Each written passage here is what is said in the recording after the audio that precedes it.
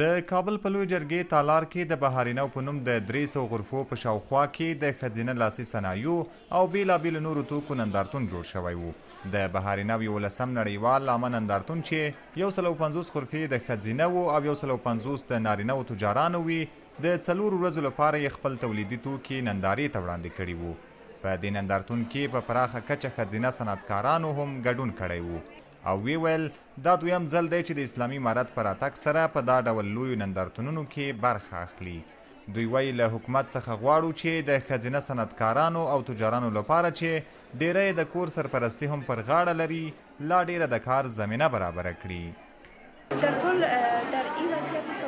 په ټوله کې په اوسنۍ شرایطو کې چې مقرر لرو او بازار هم ښه نه ده، نو د دا ډول نندارتونونو جوړول ډیر مهم او ګټور دي. زموږ خلک باید دا هم په نظر کې ونیسي چې له خپلو وطني تولیداتو ګټه واخلي، ځکه خپل تولیدات زموږ هویت دی. او کله چې موږ خپل وطني تولیدات ولرو نو ولې له بهرنیو تولیداتو ګټه واخلو؟ راضي یو، بیا هم ښه ده کاروبار مو، خو د تیر په څیر ځکه نه دی چې بیکاري زیاته ده او خلکو سره پیسې نسته، خو انشاءالله ښه به سي. له اوسني حکومت څخه زموږ غوښتنې دا دي چې وارداتو او صادراتو ته پراختیا ورکړي او همداراز د ښځو لپاره دې د خرڅلاو بازار جوړ کړي، ځکه چې اوس هم ډیری ښځې د کور سرپرستانې دي.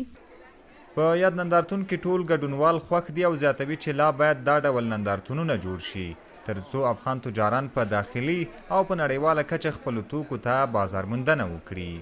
چې خاصه زمینه دلته فیس ټو فیس میټینګ ته مساعده شوې ده، یعنی حضوري ملاقات یو له بل سره کوي چې یو د بل سره په مشترک فعالیت سره هم کولی شي، کوم شرایطو نگاه کولی شي. یعنی تجاران موږ یو په بل سره نسو لیدای د کومې زمینې مساعده نه وي، هر یو به انټرنیټ کې سرچ کوو، ریسرچ به کوو چې چیرې کمپنۍ دي او دوی سره موږ سوداګریزې اړیکې ولرو.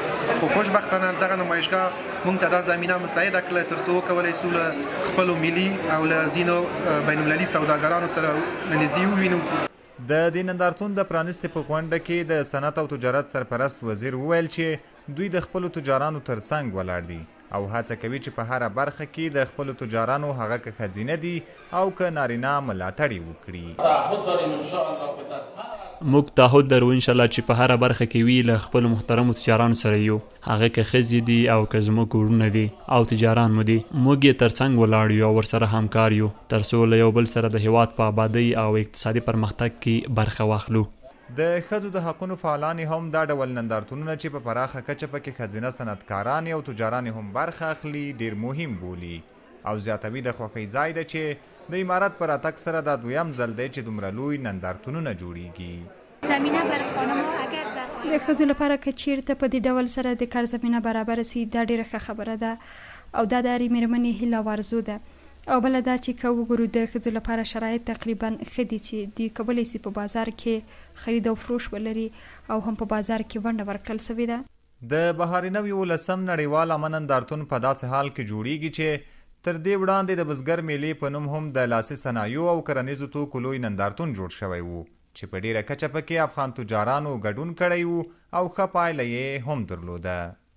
عزت الله احمدزی، CMG کابل.